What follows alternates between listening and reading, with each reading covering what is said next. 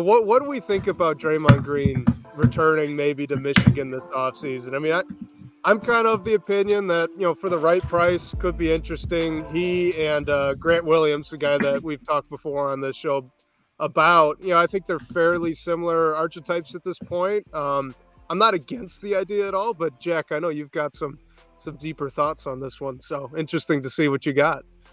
Yeah, I posted something on Twitter yesterday, and I just want to start by saying the Draymond to Detroit, I guess chatter or buzz. There's really nothing there. I just the Pistons fans are just the ones I interact with and see commenting, etc. Are so against the idea of Draymond coming to Detroit that, for me personally, I find it really interesting because I understand like there's a certain price you would want to pay for Draymond to come to Detroit if it were to ever happen.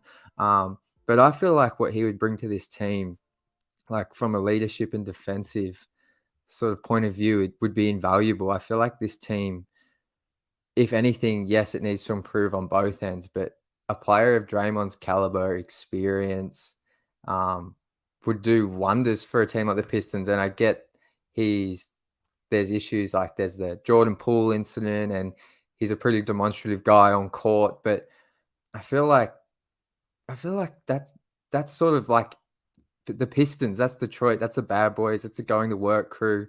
That's sort of like grit. I just find it really interesting that, especially because Draymond is from Detroit, that people are so against the idea of him ever coming to Detroit. So I was really interested to hear your guys' thoughts because, yes, there's a certain price. You wouldn't want to pay him $30 million a season.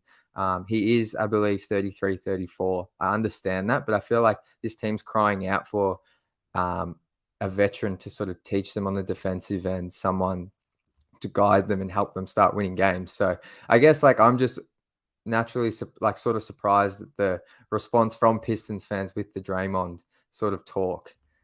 So I guess, Sean, what are your thoughts? I think it makes pretty much no sense. I mean, I just think about how little Draymond cared about seasons that his Warriors weren't competing for a championship. And then I ask myself, like, how invested can he be in not competing at the highest level? And then can a team that's demonstrably worse than the Warriors maximize Draymond and cover up his weaknesses most specifically and just let him play to his strengths? Like, I just don't think Detroit's in a position to shine in that way or let him shine or just get everything out of Draymond they could. They're just not good enough to be able to use a player like Draymond. So I just don't see it. Well, and I think with Draymond too, the other thing that gives me a little pause is the contract, right? Because I believe, yeah, I'm looking at so he's got a player option this upcoming year. Like, why would he turn down $27 million, right? So if it's not a free agency acquisition, that means you're giving up something of value to go get him, right? Like, I don't think Golden State would just dump him given all that he's done for the Warriors as they've competed for championships in the past. And even this season, he's still a core piece. So, man, I don't They know if want I'd want to Wiseman? pay Draymond 27. Wiseman? No. Let's Well, not do that, Sean. I think the idea of the Warriors letting Draymond go stems from like the new collective bargaining agreement and the implications with the tax. Not that I've done a lot of research on that, but from what I understand, teams like the Warriors with high tax bills, it may not be feasible at all to keep someone on with Draymond. I think he has an option for $28 million a season next season. So I think the logic behind letting Draymond go is, yeah, based on the fact that Joe Laker might not want to pay the tax bill. So, yeah, I like Sean's point about Draymond in that 2020 season not looking particularly interested. I think that's a valid point. I think I'm just more surprised at the fact that it seems like no one wants Draymond on this team, and I think he brings a lot of things as a player and off court that could really help this team.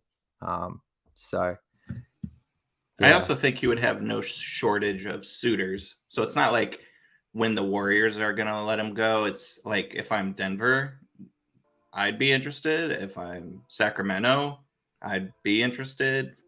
Phoenix, Philly, like all these actual title contending teams, they can, I don't know about financially, but you can make things work. So assuming there was a way, like I could see them making a case for adding Draymond. And if you're comparing a big payday with the Kings or the Sixers and a big payday with Detroit, like you're going to take the Kings or the Sixers because he's like a born competitor.